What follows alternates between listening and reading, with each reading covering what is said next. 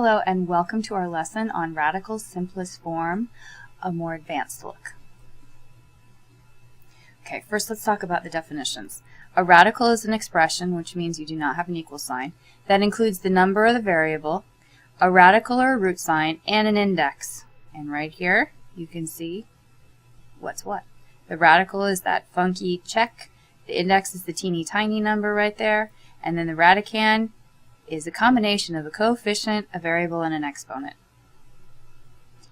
A radicand is in the simplest form when the a radical is in the simplest form when the radicand can no longer be reduced according to the index. 54 can be reduced according to cube rooting. So we're going to try that and see how that works. So first we need to find the simplest form of the cube root, or the third root, because that's what the index says, of the number 54 and of x cubed as well, because that's all radicand. Since the index is 3, it means we're looking for sets of 3, or triplets, that we can pull out of the radical sign. Start with the radicand and create a factor tree, and you keep going until you find all the prime numbers of the radicand 54, and also you need to factor x cubed as well. So let's try it. 54. You could pick any numbers to break this down into. I just like to do 6 and 9. Those are not prime numbers yet, so we got to keep breaking them down. So we have 2 and 3, and those are prime numbers, and I like to put little dots underneath so I can keep track of them. 9 is not prime, so let's break him. 3 and 3. They're all prime, so we're done with that. Now let's look at x cubed. X cubed really means x times x times x, because if you remember, when you multiply exponents, it's a lie. You really add them up. So you're adding 1, 2, 3, and that's how you get back up to x cubed. So the exponent tells you how many times you're going to write the variable in a row. This is cubic, so you write it 3 times in a row. Now, pairs go out and singles stay in. 54 is broken down into prime factorization. Because we're asking here for triplets instead of pairs, because this is actually the index is 3, we're trying to find how many groups we can make of 3. We've got one group of 3 and this lonely little 2. And then when we broke x cubed down, we got x times x times x. And we've got one group of 3 x's. So we took out that one group of 3's, we took out that one group of x's, and we had that lonely 2 left over, so he goes right back under the radical sign. And don't forget, we still have an index of 3. So right here, this would be your final answer. Let's try this. We're going to have 104 and x cubed, and we're looking for cube roots, so we're looking for groups of 3. So let's take 104 and break it down, and then we need to break down x cubed as well. So 104 we can do 2 times 52. 2 is prime, 52 is not. Let's keep going. 2 times 26. 2 is prime, 26 is not. That's going to be 2 times 13. 2 is prime, and 13 is also prime. We can't break it down any further. It's only 1 times 13. That's it. So we've got prime numbers. Now x cubed means you've got 3 x's. Alright, we broke everybody down to primes. Now, our index tells us how many groups we need to circle. We need 3 groups. So we have 1, 2, 3 2's, that's one group of 3's. There's no more groupings of 13, so he's lonely by himself. And we have one whole group of x's. So the group of 2's comes out, so we indicate it's a group of 2's by just writing it 2. Then we have a group of x's, so we write x. And that's it. That's all we could take out. Let's rewrite our index of 3. And underneath the radical sign goes whatever was all by itself, couldn't group together, and that would be the 13. So your final answer would be 2x with an index of 3, radical 13. Right there. That's the simplest form of the cube root of 104x to the cubed. Alright, let's try the next one. Now, you have a fraction here. So when we break stuff down, it needs to stay wherever it is. In other words, when we break the numerator down, it needs to stay in numerator position, and when we break the denominator down, it needs to stay in denominator position. And this one, we're still looking for groups of 3. So let's take the numerator first. We have 3, and we have y to the 4th. 3 is already a prime number. We can't break them down any further. When we have y to the 4th, it really means that we have 4 y's.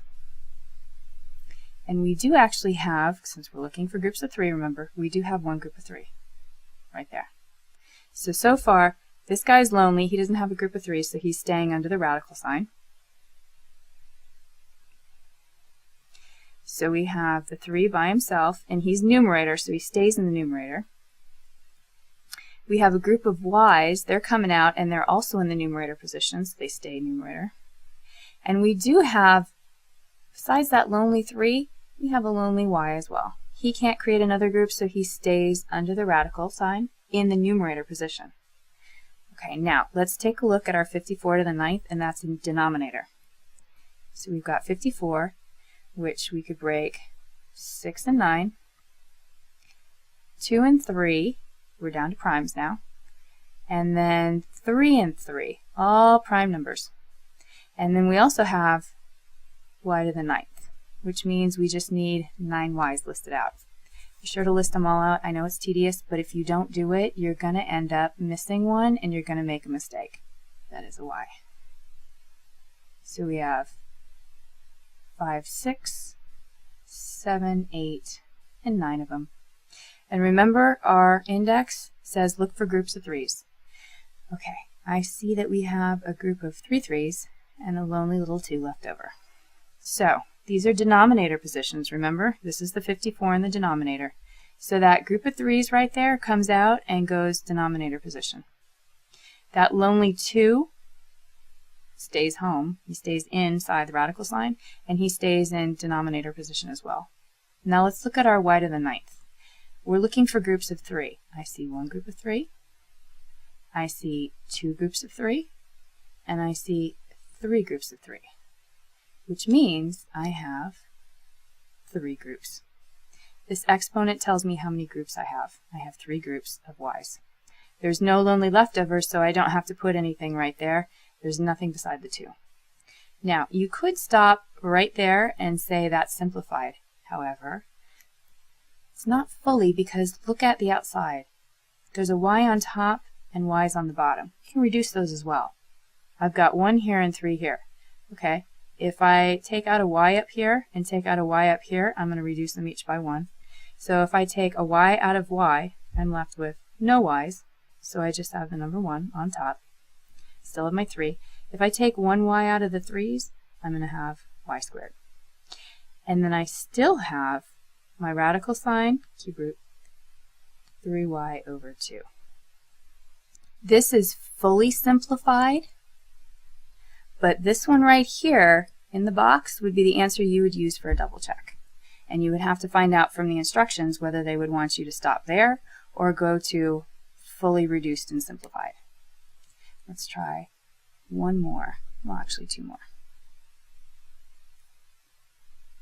Okay, let's go to 24z to the 7th. There is no index. What does that mean? That means that it defaults to 2. So we're looking for square roots. So let's try 24. I'm going to break him, and we need z to the 7th as well. So 2 and 12, you could do 8 and 3, 6 and 4, however you want. It's all going to be the same in the end. You have 2 times 6 and 2 times 3. All these guys are now prime numbers. We have 7 for the exponent for z, which means you're going to write z 7 times. Yes, you need to write it out. You don't, I guarantee you're going to drop one and you're going to forget it. It's going to mess up your answer. So we have 4, 5, 6, 7 z's. Now our index, remember we're looking for groups of 2. So I see a group of 2's, and then I see 2 lonely guys who can't group up. They can't pair up with anybody.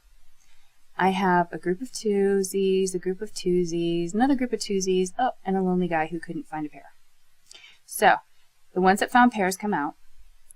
They're going to stay outside the radical sign. So I have a pair of 2's. I have 1, 2, 3 pairs of z's. So that 3 goes exponent. Then I have the lonely leftover guys, which is my 2, my 3, and my z. And they're all being multiplied together, so let's go ahead and simplify it. So our final answer is going to be 2z cubed square root 6z. Right there's going to be your final answer. That is this one fully simplified. One last one, and it's a fraction too. All right, so let's look at the second problem. We're going to look at 64m to the 10th, and we're looking for groups of 4. So first thing, let's break down 64, and we're also going to have to break down m to the 10th. So if we do 64, we can go ahead and try 2 and 32, and you could pick different numbers. It's all going to work out the same in the end. 2 is prime. Let's break down 32. You've got another prime number, and then 16. You've got another prime number, and 8. Another prime number, and 4. And then 2 more prime numbers. So we have got all these 2's. Now you have m to the 10th, which means you're going to have to write 10 m's. And yes, you need to do it. If you don't do it, I guarantee you, you're going to forget one of them, you're going to drop one of them out, and then your answer is not going to be perfect. So go ahead and write out all 10 of them. And we have 8, 9, and 10. All right, now, remember the index said that we're looking for groups of 4. So I have 1, 2, 3, 4 groups of 2, and 2 little lonely leftovers. Then I have 1 group of m's, 2 groups of m's, and then I have 2 lonely leftovers. So I have 1, 2. Okay, these are all numerator position, remember. So we're going to have for our numerator, that group of 2's is coming out, numerator position. And we have our radical sign with our 4th root. These 2 groups of m are coming out, so you indicate that they're 2 groups by writing it as an exponent. Now who's our lonely leftover guys? 2 and 2. So let's go ahead and multiply them together and put them back under. And then our lonely m's, it's m times m, which is m squared. Alright? And these are all numerator position. Now we have to go and we have to find 16 m to the 4th. Alright, so if we go through and break down, up here we're going to do 16, and then we're also going to have to break down m to the 4th. So, let's see. We're going to take 16, and 16 is easy, it's 4 times 4, it's a perfect square. And then you're going to have 2, 2, 2, and 2. That wasn't bad. So you have all primes. And then you're going to have m to the 4th, which means 4 m's. So 1, 2, 3, and then 4.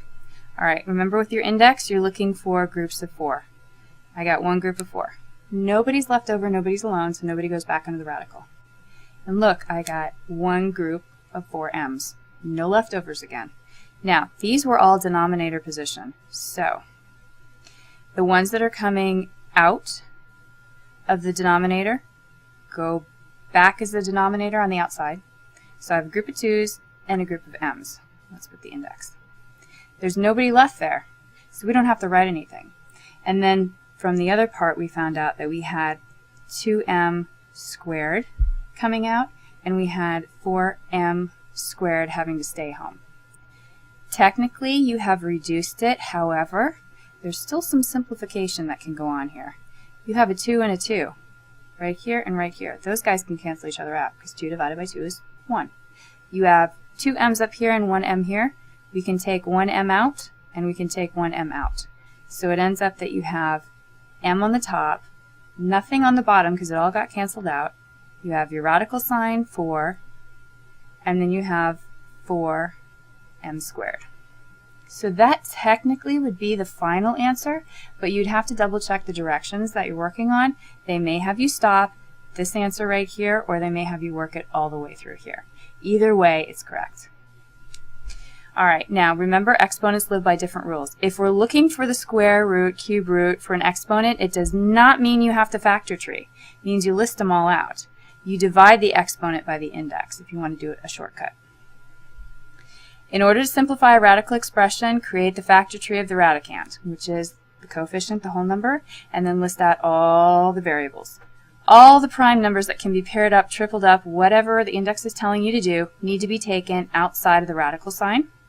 Any remaining singles, any ones that can't be grouped together, go back under the radical sign, and you need to multiply them together to create your brand new radicand. Remember, the exponents are doing different things by themselves. And that's it for our lesson on radical's simplest form, a closer look, more advanced look.